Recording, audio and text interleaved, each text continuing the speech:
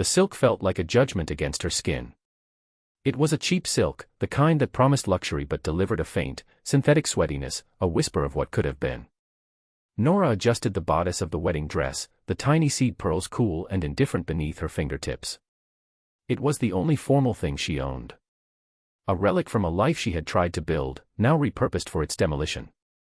The irony was so thick it was almost a physical presence in the cramped apartment, another piece of second-hand furniture she hadn't chosen but was forced to live with.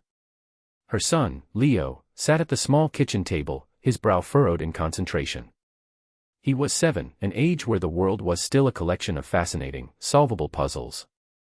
The one before him was a 500-piece monstrosity of a Van Gogh, all swirling blues and yellows. He fit a piece of sky into place with a satisfying click. She looked at her reflection in the smudged hallway mirror. The woman looking back was a stranger in a familiar costume. The dress, once a symbol of hope and a future she had believed in with a desperate, youthful certainty, now hung on her like a shroud. It was ivory, not white, and the years had yellowed it to the color of old paper.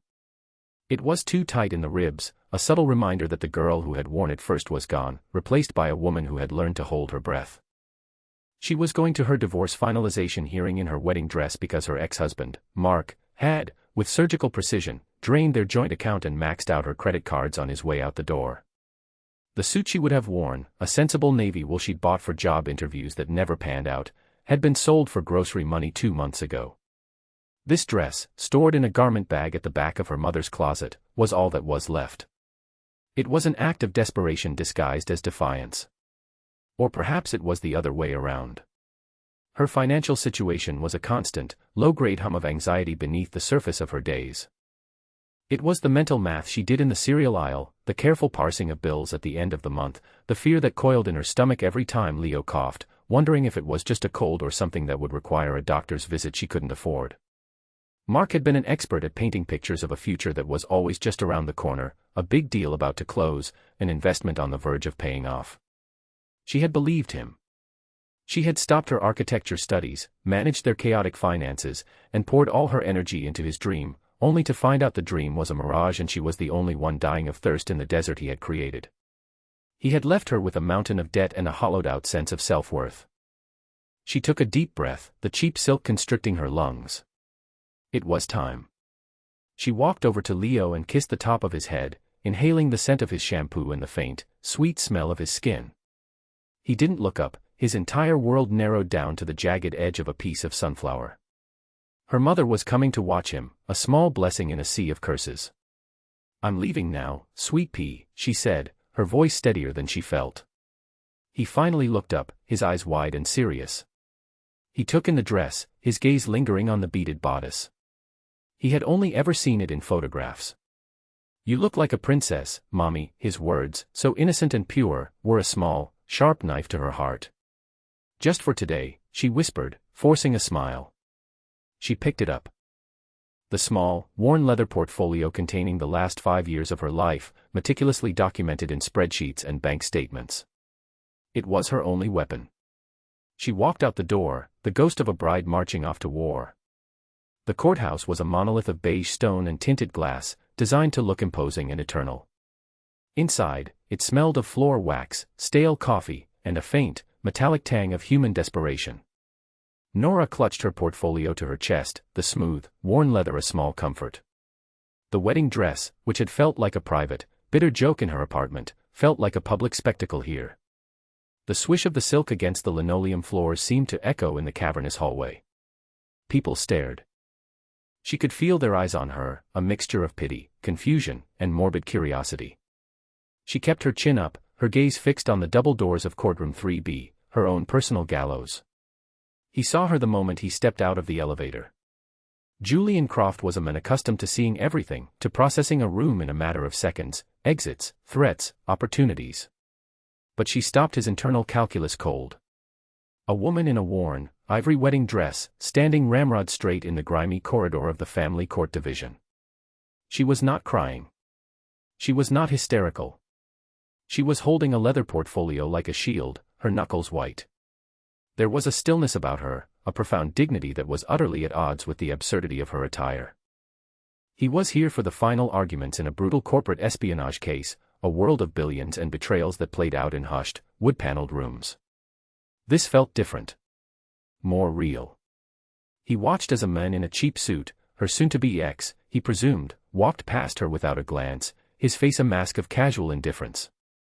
The cruelty of the gesture was so profound, so complete, that Julian felt an unfamiliar spark of protective anger. Nora's hearing was a blur of legal jargon and quiet humiliation.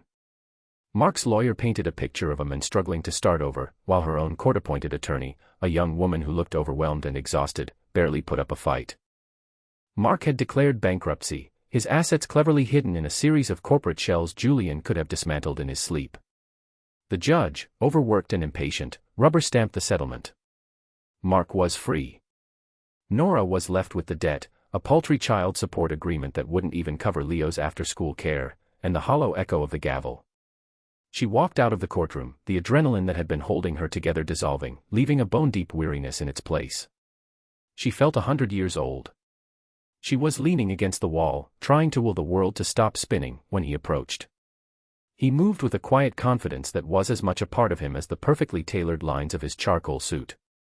He was tall, with dark hair that had a few distinguished threads of silver at the temples, and his eyes were a startling, intelligent gray. He looked like he belonged on the cover of a magazine, not in this dingy hallway. "Are you all right?" His voice was low and calm, without a trace of the pity she had been dreading. Nora straightened up, her first instinct a flare of defensiveness. "I'm fine," the words were clipped, a wall she threw up automatically. She took in the suit that probably cost more than her rent for a year, the expensive watch on his wrist, the air of effortless power that clung to him. He was from a different species, a predator in a world where she was decidedly prey. She braced herself for a condescending remark, a platitude, an offer of help that was really an assertion of his own superiority. But his gaze wasn't condescending. It was direct. Perceptive.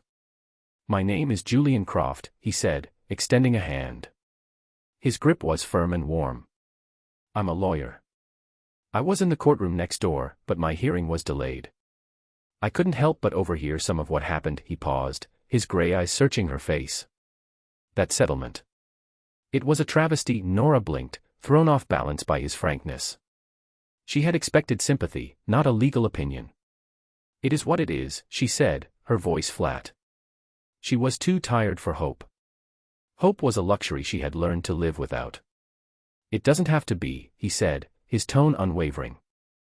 He looked at the portfolio she was still clutching. "Your ex-husband's bankruptcy declaration. It was too clean. Too convenient. Men like that don't just lose everything. They hide it." He saw the flicker of surprise in her eyes, the first crack in her carefully constructed armor. "I noticed you in the hallway before," he continued, his voice softening slightly. "You were wearing that dress." He gestured to it, not with judgment, but with a kind of analytical curiosity. "And I thought to myself, that is a woman who has nothing left to lose, and a woman with nothing left to lose is either about to shatter, or she's about to fight back with everything she has. I don't think you're the shattering type." His perception was so acute it was unnerving. He had seen past the spectacle and straight to the heart of her motivation. He saw her not as a victim, but as a fighter. It was a perspective she hadn't even allowed herself to have. For a moment, she was speechless. She looked at this man, this stranger who had dissected her in a matter of minutes, and felt a tremor of something she hadn't felt in years. It wasn't hope, not yet. It was a possibility. A pinprick of light in a vast and suffocating darkness. "What do you want?" she asked, her voice raspy. It was the only question that mattered. In her experience, men like this always wanted something. Julian didn't flinch from the question. He seemed to welcome it. "I want you to let me look at that." He nodded again at her portfolio. "My firm specializes in forensic accounting and corporate litigation. We find things people don't want found. Let us review your ex-husband's financials. Pro bono. Pro bono." The words hung in the air between them, shimmering with an unbelievable weight. She stared at him, her mind racing, searching for the catch. There was always a catch. Mark had taught her that lesson with brutal efficiency. His generosity had always come with strings, invisible threads that slowly, over time, had woven themselves into a cage. Why? She asked, the single word carrying the full weight of her skepticism, her exhaustion, her fear. Julian held her gaze, his expression unreadable but for the intensity in his eyes. Because I detest bullies, he said simply. And because, for the first time in a very long time, I'm curious. I want to see what's in that portfolio. He pulled a slim, elegant card from his jacket pocket. My office address. My cell number is on the back. Come by tomorrow morning at 10. Bring your files. Bring your son, if you need to. We have a playroom. He said it not as a question, but as a statement of fact, as if her agreement was a foregone conclusion. He placed the card in her hand. Her fingers were cold, and the warmth of his for that brief second was a small shock. Then, with a slight nod, he turned and walked away, disappearing into the same elevator he had arrived in, leaving Nora standing alone in the hallway, the dress feeling a little less like a shroud and a little more like armor. The card was heavy in her hand, thick and expensive, the lettering embossed. Julian Croft. Croft, Sterling, and Pierce. She knew the name. They were titans, legal behemoths who handled mergers and hostile takeovers, not the messy, small-scale wreckage of a domestic dispute. The offer was ludicrous. A fantasy. Men like Julian Croft didn't just appear in the lives of women like her. She walked home in a daze, the city streets a blur of motion and noise. The stares of strangers no longer bothered her, she was cocooned in a bubble of disbelief and churning thought. Why would he do it? Pity. A rich man's whim. A desire to play savior. Her mind, conditioned by years of Mark's emotional manipulations, sifted through the possibilities, searching for the hidden angle, the inevitable cost. Mark had always made her feel that his help, his very presence in her life, was a favor she had to continuously earn. The idea of an act of genuine, no-strings-attached kindness felt like a foreign concept, a language she no longer spoke. When she got back to the apartment, her mother was reading a story to Leo on the sofa. The sight of them, so normal and safe, grounded her. Her mother looked up, her eyes full of concern as she took in the dress, the paleness of Nora's face. How did it go? Nora just shook her head, unable to form the words.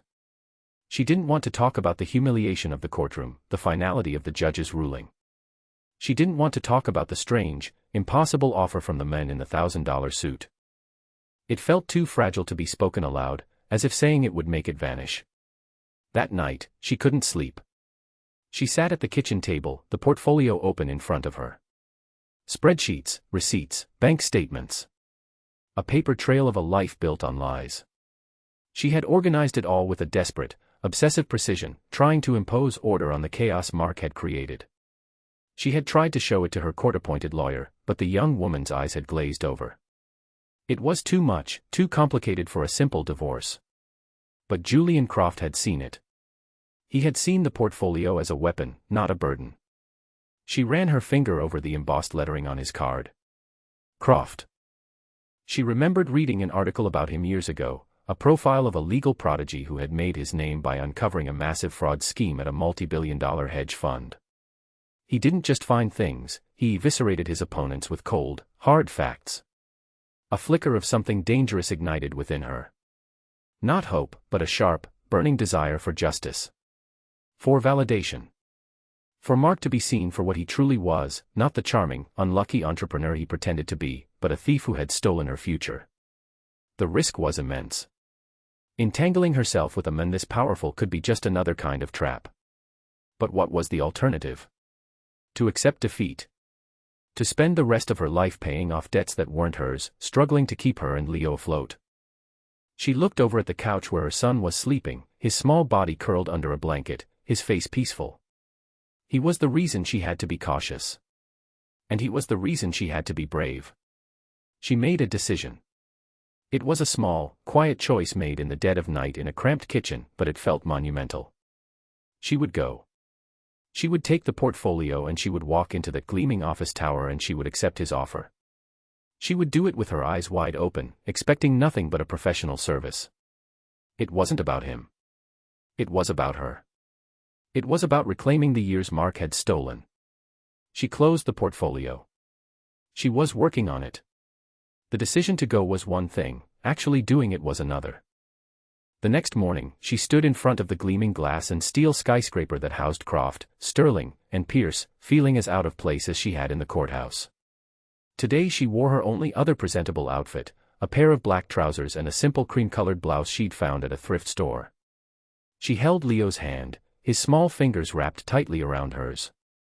He stared up at the building, his head tilted back, his mouth a perfect O of wonder. "Is this where the giant lives, Mommy?" he asked. She managed a small smile. "Something like that." The lobby was a cathedral of marble and hushed efficiency. A receptionist who looked like she'd stepped out of a fashion magazine directed them to the 48th floor. The elevator ride was silent and swift, making Nora's ears pop. She felt a familiar wave of intimidation, the feeling that she was an imposter in a world she didn't belong to. But then she looked down at Leo, who was calmly studying the illuminated floor numbers, and her resolve hardened. This wasn't for her. It was for him. Julian's office was less an office and more a small corner of the sky. Floor-to-ceiling windows offered a breathtaking panorama of the city. The furniture was modern and minimalist, a stark contrast to the cluttered warmth of her own apartment. Everything was gray, black, and glass. Julian was standing by the window when they entered, on the phone. He ended the call immediately, turning to face them. He wasn't wearing a suit jacket, just a crisp white shirt with the sleeves rolled up to his forearms. The casualness of it was disarming. His gaze went first to her, a quick, assessing look, and then to Leo. He smiled, a genuine, warm smile that transformed his face, erasing some of the severe intensity she had seen yesterday. "You must be Leo," he said, crouching down to be on the boy's level. "I'm Julian. I have a puzzle in my office I'm having a lot of trouble with. I was hoping I might get some help from an expert." Leo, who was usually shy with strangers, looked at Julian with his serious, appraising gaze. "What kind of puzzle?" he asked. "A map of the ancient world," Julian said. "1,000 pieces. The ocean is giving me fits." Leo's eyes lit up. Nora watched the interaction, a knot of tension in her chest beginning to loosen. This man, who commanded boardrooms and terrified corporate opponents, was on the floor, talking about puzzles with her 7-year-old. A woman appeared at the door. "This is my assistant, Clara," Julian said. "She'll show you the playroom, Leo. It has the puzzle, and a lot of other things you might like." Leo looked to Nora for permission. She nodded, and he eagerly followed Clara out of the room, leaving Nora alone with Julian. The silence that fell was not uncomfortable. It was expectant. "Thank you," Nora said quietly. "For being so good with him." Julian waved it off, rising to his full height. "I like people who are serious about their work," he said, a hint of dry wit in his tone. He gestured to a large conference table in the corner of the room. "Shall we?" For the next 2 hours, they went through her portfolio. Nora, who had expected to hand it over and be dismissed, found herself an active participant. Julian listened. He didn't interrupt. He asked sharp, incisive questions that cut straight to the heart of the matter.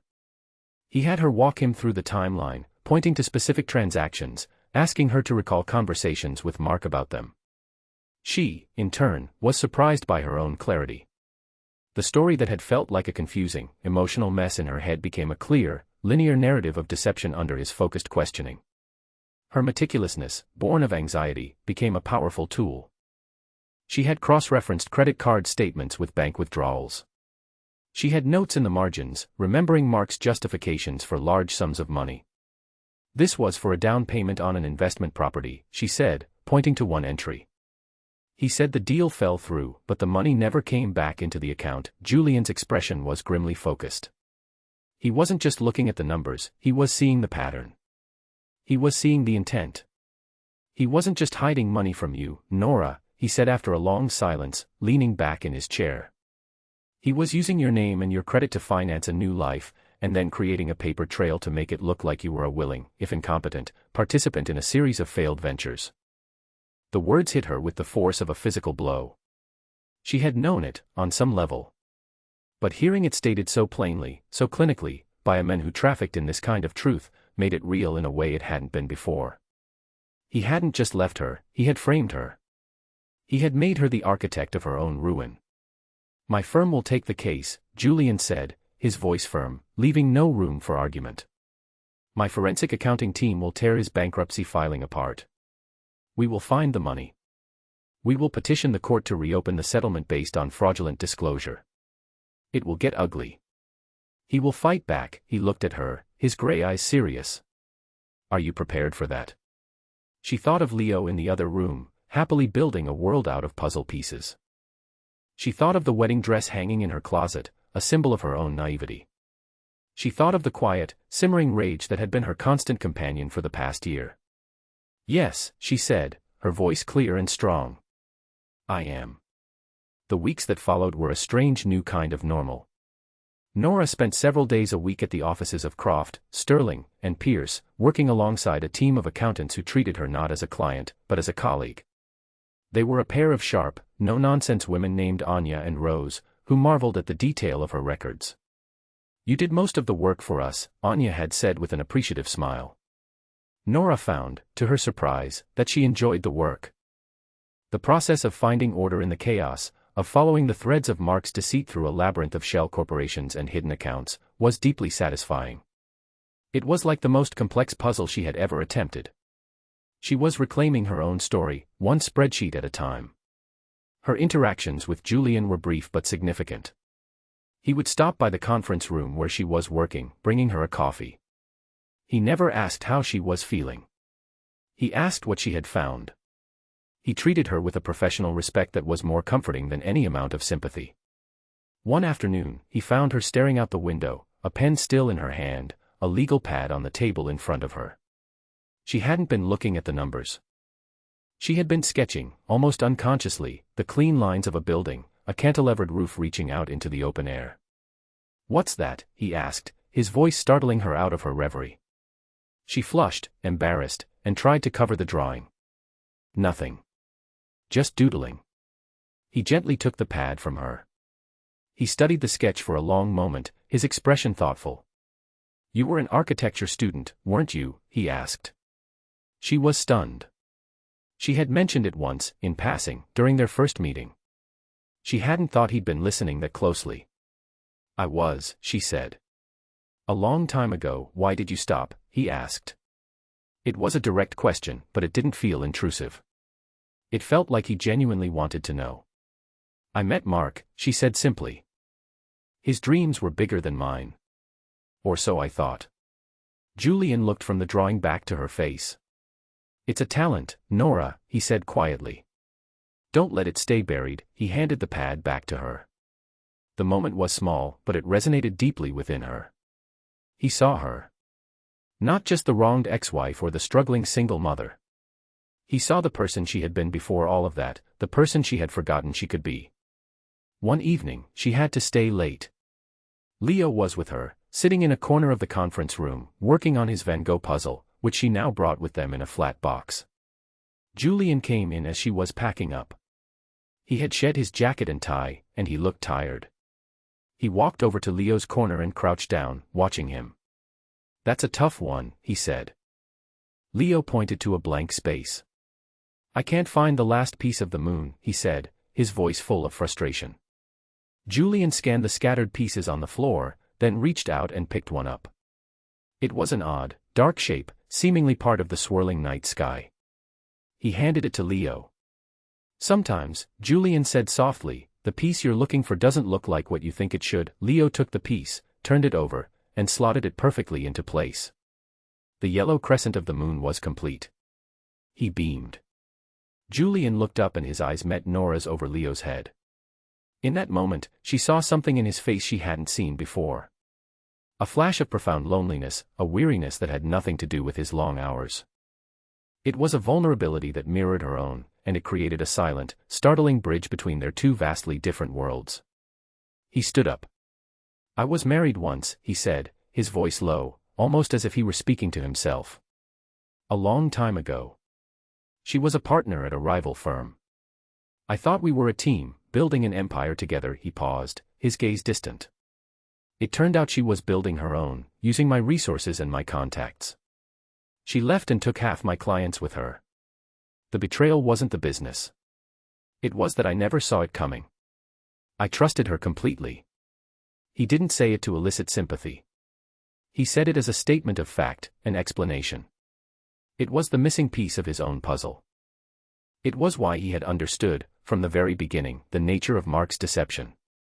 It was why he had been drawn to her raw, defiant honesty in the courthouse. He wasn't a savior. He was a survivor, just like her. The revelation settled between them, changing the dynamic from one of benefactor and recipient to something more balanced. Something closer to equal. She was no longer just a case he had taken on. She was a person he understood. The investigation culminated in a single, damning document. An email, buried deep in a server that Mark thought he had wiped clean. Julian's tech team had resurrected it. It was from Mark to his new partner, sent a week before he had left Nora. It laid out the entire plan in cold, callous detail, how he would drain the accounts, file for a strategic bankruptcy to shed the debt he'd loaded onto Nora's name, and then re-emerge with his new company, funded by the very money he had stolen. It was the smoking gun. Armed with it, Julian's team moved swiftly. They filed a motion to set aside the original divorce decree on the grounds of gross and deliberate fraud. Mark was cornered, and like a cornered animal, he lashed out. He started calling Nora, leaving a string of messages that swung wildly between pleading and threatening. He accused her of trying to ruin him, of being vindictive. Then, he stooped lower. He filed a motion for emergency custody of Leo, claiming Nora was an unstable mother, citing her appearance in the wedding dress as proof, and alleging that her association with a powerful, ruthless lawyer like Julian Croft was creating a dangerous environment for their son. The news came on a Tuesday afternoon. Nora was in the conference room when Clara came in, her face pale. Julian was right behind her. He closed the door, his expression grim. "He's coming after Leo," he said, without preamble. The floor seemed to drop out from under Nora. This was her deepest fear. That Mark would use their son as a weapon. All the progress she had made, all the newfound strength she had cultivated, evaporated in a wave of pure, primal terror. Her hands started to shake. She sank into a chair, unable to breathe. Julian pulled up a chair and sat directly in front of her, his knees almost touching hers. He didn't touch her, but his presence was a solid, grounding force. "Listen to me, Nora," he said, his voice low and firm, cutting through her panic. "This is a desperate move. It's a scare tactic." "It will not work," he said. "He said I was unstable," she whispered, the words tasting like ash. "He's using the dress against me, and we will use his fraud against him," Julian countered immediately. "We have proof. Hard, irrefutable proof of a calculated, criminal conspiracy. He has a history of lies. You have a history of meticulous honesty. Who do you think a judge will believe?" He leaned forward slightly. "He expected you to crumble. He expected me to drop you as a client to avoid the mess. That's how men like Mark operate. They isolate and intimidate." Then he did something that surprised her. He didn't offer platitudes or promises. He laid out a strategy. "My family law division is already preparing a response. We will file for a summary dismissal. We will attach the email. We will petition for his parental rights to be supervised, given his demonstrated willingness to use his child as a tool for financial leverage. We are not going to defend. We are going to attack." He was treating her not like a hysterical woman who needed to be protected, but like a general in his war room. He was showing her the battle plan. He was trusting her to be strong enough to see it. And in that moment, Nora's fear began to recede, replaced by a cold, hard anger. He was right. This was Mark's playbook. He had underestimated her. He had underestimated the men sitting in front of her. She looked up, meeting Julian's gaze. Her hands were still trembling slightly, but her voice was steady. "What do you need me to do?" It was her integrity, her unwavering character, that became the cornerstone of their counterattack. While Julian's legal team wielded the heavy artillery of forensic evidence, Nora provided the human element that made the case undeniable. During her deposition for the custody hearing, Mark's lawyer tried to paint her as an emotional, irrational woman, repeatedly bringing up the wedding dress. "Why would a sane person wear a wedding dress to a divorce hearing, Mrs. Hayes?" the lawyer sneered. Nora looked not at the lawyer, but directly at the court-appointed mediator. "Because it was all I had left," she said, her voice quiet but clear. Because the men who promised to cherish and protect me had taken everything else. He took our savings, he destroyed my credit, and he sold my professional clothing for his own gain. That dress was a reminder of the promise he broke. It wasn't an act of insanity. It was an act of memory. I wanted the court to see what he had reduced me to. It seems I was the only one who didn't underestimate the power of a symbol. Her answer, stripped of any drama or self-pity, hung in the air with unassailable logic. But her most crucial contribution came from a detail she had almost forgotten. While reviewing the timeline with Julian one last time before the hearing, she paused at a specific date. I remember that day, she said, a faint line appearing between her brows. Mark came home with a new briefcase. A very expensive one. He said it was a gift from a client. He was so proud of it. But he was also nervous. He made me sign a document that evening. He said it was just a formality for a new business loan, to put a new vehicle in my name for tax purposes. He rushed me through it. Julian went still. A vehicle. Did you ever see it? Nora shook her head. No. I forgot all about it until now. He said the loan didn't go through. It was the final piece. Julian's team did a search and found it, a luxury SUV, purchased on the day in question, registered in Nora's name and then immediately transferred to one of Mark's shell corporations. It had been bought with a loan secured against her credit, a debt she didn't even know she had. It was a tangible asset Mark had failed to declare, a direct contradiction of his bankruptcy claim, and the document she had signed was proof of his deliberate deception. It was the nail in his coffin. The resolution was swift and brutal. Faced with irrefutable evidence of fraud, perjury, and his cynical custody ploy, Mark capitulated completely. The court not only vacated the original settlement but awarded Nora a significant portion of the assets Julian's team had uncovered, plus punitive damages. Mark's motion for custody was dismissed with a scathing rebuke from the judge, and his visitation with Leo was restricted to supervised sessions. He was exposed, not as a charming rogue, but as a common thief. Nora was in the conference room, staring out at the city, when Julian came in. The legal battle was over. The accountants had left, the files were being archived. It was quiet. "It's done," he said softly. She turned to face him. She should have felt elated, triumphant. Instead, she just felt a profound sense of release, as if a weight she had been carrying for years had finally been lifted. "Thank you," she said. The words felt inadequate for what he had done. He had not just won her a settlement, he had given her back her life, her name, her future. "You don't need to thank me, Nora," he said, walking closer. "My team provided the legal framework. You provided the truth. And the courage to see it through." He stopped in front of her. The professional distance that had always been between them had vanished. They were just a man and a woman in a quiet room, the city lights beginning to glitter in the twilight outside. "When I first saw you in that courthouse," he began, his voice low and thoughtful, "I saw an anomaly. Something that didn't fit the neat categories of my world. I was intrigued by the puzzle of you. Why the dress? Why the defiance?" He paused, his gray eyes holding hers. "But then I got to know the woman inside the dress. I saw your strength, your intelligence. I saw the way you protected your son. I saw the architect you kept hidden on a notepad. The puzzle was interesting, Nora. But the person is extraordinary." His words were a balm on wounds she hadn't even realized were still raw. He wasn't praising her for her endurance of suffering, but for her inherent qualities. He saw her value, separate from her struggle. The validation she had craved was not the court's judgment against Mark, but this. This quiet, sincere acknowledgement from a man she respected.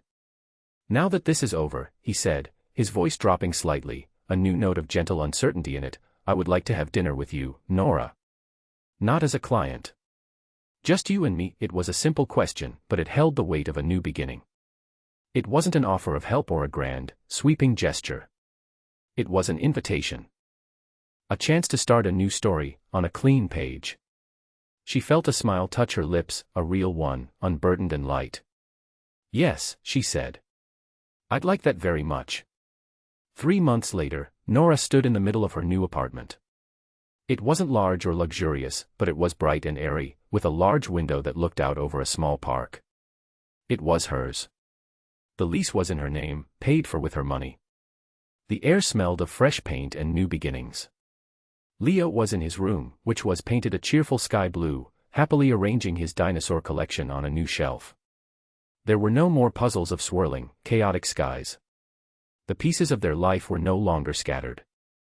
She was enrolled in 2 online classes, prerequisite courses to re-enter the architecture program at the city university. Her old textbooks, symbols of a dormant potential, were now open on her desk, their pages filled with her notes. The creative spark that Mark's cynicism had almost extinguished was now a steady, growing flame. She was working on it. Her life. Her future. The doorbell rang. It was Julian. He was dressed in jeans and a simple gray sweater, looking more like a university professor than a high-powered lawyer. He was holding a large, flat box. "I brought a housewarming gift," he said, a playful glint in his eye. He came in and set the box down on the floor of the living room. It was a puzzle. 2,000 pieces. A detailed architectural rendering of Frank Lloyd Wright's Falling Water. Leo came running out of his room. "A new puzzle," he cheered. Soon, the 3 of them were on the floor, sorting through the edge pieces. The quiet domesticity of the scene was something Nora had once dreamed of, but it felt different than her dreams. It wasn't a fairy tale. It was real. It was earned. Julian was not a prince who had rescued her. He was a partner who had seen her, respected her, and stood by her side while she rescued herself. Their relationship had unfolded slowly, cautiously, built on a foundation of late-night talks, shared meals, and quiet weekends spent exploring the city with Leo. It was a connection grounded in mutual admiration, not unequal power dynamics. Later that evening, after Leo was asleep, they sat on the sofa, a comfortable silence between them. The city lights twinkled outside the window. The puzzle was partially assembled on the coffee table, the solid foundation of the house taking shape. Nora leaned her head against his shoulder, feeling a sense of peace that was so deep it was almost startling. He put his arm around her, his touch gentle and sure. It felt like coming home. She thought back to that day in the courthouse, the feel of the cheap silk against her skin, the weight of the stairs, the crushing humiliation. It felt like a lifetime ago. The woman in the wedding dress had been so lost, so broken. But she hadn't been shattered. She had been forged. She watched the way Julian's hand rested on the edge of the puzzle, his fingers tracing the lines of the structure they were building together. The most terrifying day of her life had not been an ending. It had been the catalyst for everything that came after. It was the day she had stopped waiting for someone else to write her story and had finally, defiantly, picked up the pen herself.